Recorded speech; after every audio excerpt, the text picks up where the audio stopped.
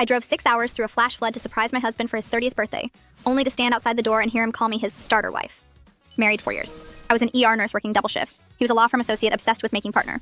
Lately, he'd been distant, constantly criticizing my clothes and exhaustion. For his birthday, he wanted a quiet boys' weekend at a lake house to decompress.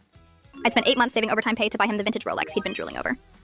On Saturday afternoon, I finished a 12-hour shift, picked up a custom red velvet cake, and started the drive. The forecast warned of severe floods, but I pushed through, hydroplaning twice, just to see his face light up. When I finally pulled up to the lake house, rain was coming down in sheets. I grabbed the cake and the velvet watch case, sneaking up the wooden steps. The sliding glass door was cracked open. I could hear clinking glasses and laughter. I was just about to yell surprise when I heard my name. "So," his friend Mark asked, "when are you actually going to drop the dead weight?" I froze. The rain soaked through my jacket, but I couldn't move. My husband laughed, a loud, arrogant sound I'd never heard before. "As soon as the senior partner promotion clears next month. I mean, she's sweet, but let's be real. She's a starter wife. You don't bring an overworked nurse to a firm gala. I need someone who fits the brand." Mark snickered. "Doesn't she still pack your little lunches every morning with the sticky notes?" "Oh my god, yes," my husband groaned. "I toss them in the lobby dumpster before I even get to the elevator. It's embarrassing." They howled with laughter. I stood there in the freezing rain holding a $6,000 watch and a stupid cake, realizing I had spent the last 7 years loving a stranger. The heartbreak didn't make me cry. It made me go completely cold.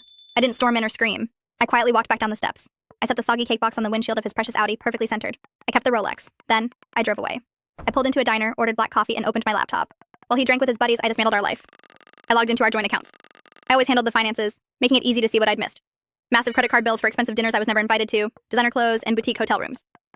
He wasn't planning on leaving. He was already living his upgraded life on my dime. I transferred my half of the savings into a solo account.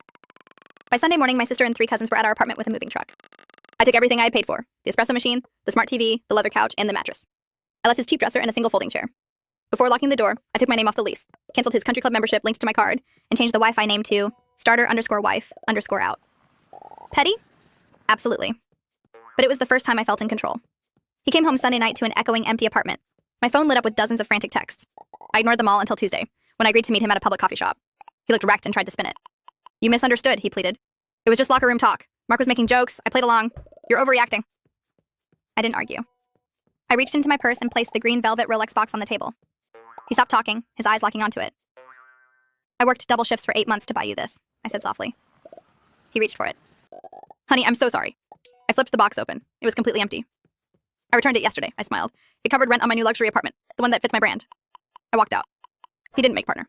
The divorce finalized in 6 months.